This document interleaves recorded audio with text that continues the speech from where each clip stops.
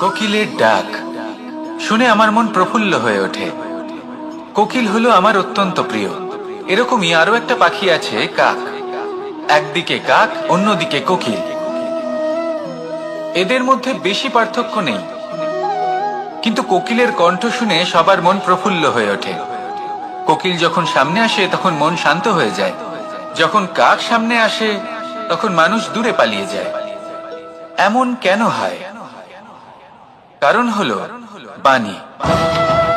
কোকিলের বাণী অত্যন্ত মিষ্টি, অত্যন্ত মধুর। সেখানেই কাকের বাণী অত্যন্ত কর্কশ শোনায়, আর কর্কশ বাণী শোনা কেউ পছন্দ করেন না। আপনি নিজেকে জিজ্ঞেস করুন, কোনো ব্যক্তি আপনার সাথে কথা বললে তার বাণী মধুর হলে আপনার ভালো লাগে, আর যদি কর্কশ হয় তার থেকে দূরে চলে যেতে ইচ্ছা করে। তাই নিজের বাণীও এইভাবেই মধুর রাখুন, মিষ্টি রাখুন। এ আমারও খুব প্রিয়।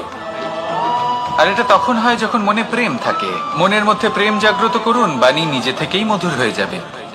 আর কৃষ্ণ নিজে থেকে আপনার কাছে আসবে আর আপনার সাথে বলবে, কি রাধা রাধা। এটা হলো ধান গাছ। এর থেকে যে চাল উৎপন্ন হয় তা মানুষ গ্রহণ করে। আর এটা কি? এ হলো জংলি ঘাস। একবার ভেবে দেখুন, যদি এই জংলি ঘাস ধান গাছের আশেপাশে থাকে তাহলে কি হবে? ধান উৎপন্ন হতে পারবে? তা উৎকৃষ্ট হতে পারবে? আমরা কি তা গ্রহণ করতে পারবো? কখনোই নয়। এই জংলি ঘাস ধানকে নষ্ট করে দেবে, কিন্তু নিজে জীবিত থাকবে।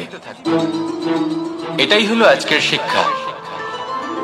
এই সংসারে যদি আপনি নীতির পথে চলতে চান, উচিত কর্ম করতে চান, সংসারকে সেবা করতে চান, তাহলে জংলি ঘাসের মতো ব্যক্তিদের থেকে সবসময় দূরে থাকতে হবে। সেই ব্যক্তি যারা দুর্নীতি এবং মিথ্যা দ্বারা পরিপূর্ণ, যাদের ব্যবহার অশুভ, যাদের অনেক অশুভ গুণ রয়েছে, তারা সঠিক নয়। সেই সকল ব্যক্তি যাদের চরিত্র অত্যন্ত দুষ্ট হয়, তারা হয় শুভ চরিত্রের ব্যক্তিকে একদম নষ্ট করে দেয়, নয় নিজের মতো বানিয়ে তোলে। তাই যদি আপনি নীতির পথে চলতে চান, এই সংসারের জন্য শুভ কর্ম করতে চান, তাহলে সেই সঙ্গ লাভ করুন যে সঙ্গ জ্ঞানে পরিপূর্ণ, যাদের মধ্যে অনেক গুণ আছে, যাদের থেকে প্রতিদিন কিছু শিখতে পারবেন। এমন ব্যক্তির সাথে জীবন অতিবাহিত করুন। দুরাচারীদের থেকে দূরে থাকুন। তবেই এই মন প্রসন্ন হয়ে বলবে, রাধা রাধা। প্রত্যেক প্রাণী ভালোভাবে জীবন যাপন করতে চান, এটা তাদের স্বভাবে আছে এবং ভাবাটা অনুচিত নয়। কিন্তু একটা ভালো জীবনের গুরুত্বপূর্ণ অংশ কোনটা? বসবাসের স্থান। সেই স্থান যেখানে আমরা জীবন অতিবাহিত করি। এবার মানুষ ভাবতে পারেন যে একটা ভালো বাসস্থানের অর্থ কি? সেই স্থান যেখানে সহজে জল পাওয়া যায়, যেখানে শুদ্ধ বায়ু পাওয়া যায়, যেখানে আনাজ উৎপন্ন হয়। এটা জীবনযাপনের জন্য পর্যাপ্ত বটে, কিন্তু ভালো জীবন যাপনের জন্য আরো একটা কথা আপনাকে বুঝতে হবে। সাধু, জ্ঞানী, পণ্ডিত ব্যক্তি, এই সকল মহাপুরুষ, এনাদের যে বাসস্থান তা অত্যন্ত বিশেষ হয়। এখানে এক ধরনের বিশেষ ইতিবাচক শক্তি থাকে। এমন একটা স্থান যেখানে দেবতারাও বিচরণ করেন। জীবন আমরা সবাই যাপন করি, কিন্তু জীবনের উদ্দেশ্য শুধুমাত্র জীবন যাপন করা নয়। জীবনের উদ্দেশ্য হলো মুক্তি লাভ করা। আর এই সকল সাধু, জ্ঞানী, পণ্ডিত ব্যক্তি, এই সকল মহাপুরুষ আপনাকে মুক্তির পথে নিয়ে যেতে পারেন। কারণ এরা হলেন সেই মহাপুরুষ যারা নিজেদের অন্তরের বিকার, অহংকার, ক্রোধ, বিদ্বেষ, এই সকল দোষগুলিকে ত্যাগ করেছেন, এদের উপর বিজয় লাভ করেছেন। এমনই একজন ব্যক্তি আপনাকে মুক্তির পথে নিয়ে যেতে পারে। প্রয়োজন হলো শুধুই এনাদের চিনতে পারা, এদের কথা বুঝতে পারা এবং এদের দেখানো পথে চলা।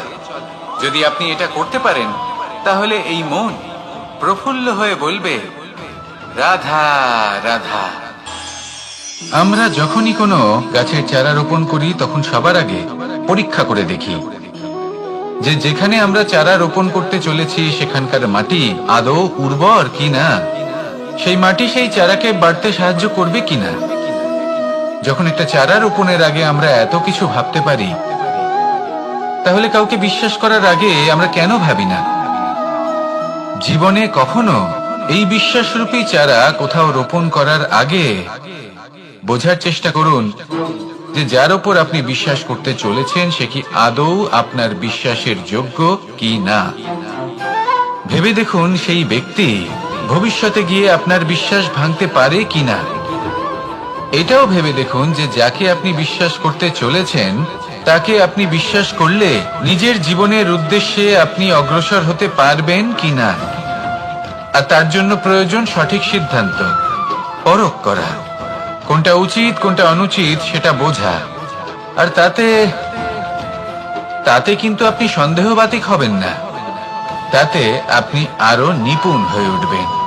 তাই যদি আপনি নিপুণ হয়ে উঠতে চান তাহলে বোঝার চেষ্টা করুন, পরখ করে দেখুন কোনটা উচিত কোনটা অনুচিত বুঝুন। আর বিশ্বাস তখনই করুন যখন আপনি 100% নিশ্চিত হবেন যে সে বিশ্বাসের যোগ্য।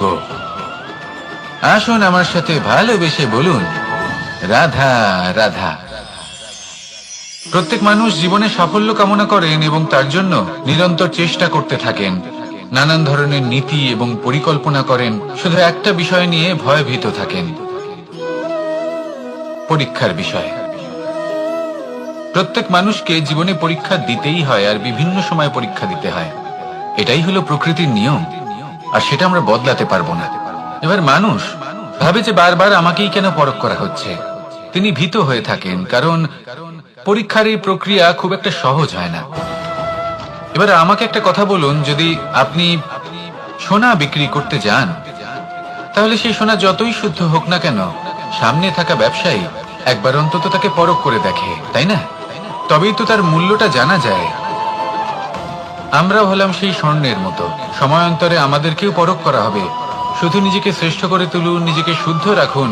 যদি শ্রেষ্ঠ এবং শুদ্ধ হন তাহলে আর পরীক্ষার ভয় থাকবে না, আপনার মূল্য যা থাকার সেটাই থাকবে।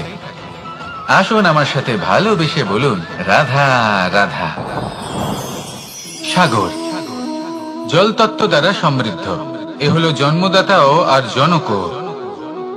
এই সাগরকে দেখে আমরা অনেক কিছু শিখতে পারি। এই সাগরকে বাইরে থেকে দেখলে মনে হবে ঢেউ কোলাহল সৃষ্টি করছে, কিন্তু যদি আপনি আস্তে আস্তে কিছুটা গভীরে যান তাহলে দেখবেন ঢেউগুলি শান্ত হয়ে গেছে। সেই একই সাগর তীরের কাছে অন্যরকম, গভীরে অন্যরকম। এবার সাগরের মাঝে এসে দাঁড়ান আর অনুমান করতে চেষ্টা করুন যে এটা কতটা গভীর। তাহলে দেখবেন এই কাজ অসম্ভব। আপনি সত্য কখনোই জানতে পারবেন না যতক্ষণ না সেই সাগরের তলদেশে পৌঁছচ্ছেন। এবার এই সাগরের মতোই হয় মানুষ। মানুষকে আপনি দূর থেকে বুঝতে পারবেন না, আপনাকে কাছে যেতেই হবে। একই দিনে আপনি পূর্ণরূপে কোনো মানুষকে জানতে পারবেন না, তার সাথে সময় কাটাতে হবে। প্রত্যেক মানুষ হলো আলাদা, ঠিক সাগরের মতো, যার নিজের আকার আছে, নিজস্বতা রয়েছে, গভীরতাও আছে। সেটা বোঝার সময় দিন, নয়তো কখনো কোনো মানুষকে বুঝতেই পারবেন না। আসুন আমার সাথে ভালোবেসে বলুন, রাধা রাধা।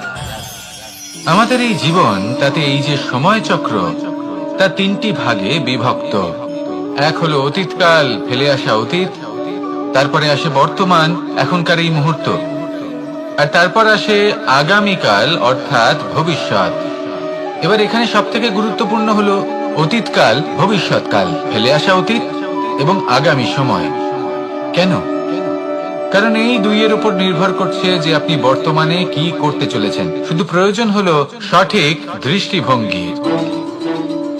অতীতকালকে যদি আপনি একটি দৃষ্টিভঙ্গি থেকে দেখেন তাহলে অতীতকালে আপনি দুঃখও দেখতে পাবেন, যন্ত্রণাও দেখতে পাবেন।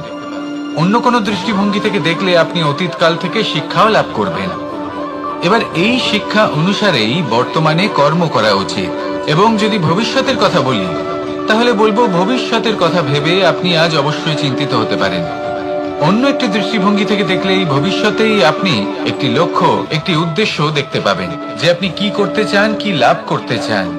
এবার সেই অনুসারে বর্তমানে কর্ম করা উচিত, ভবিষ্যৎ এবং অতীতকাল অনুসারে।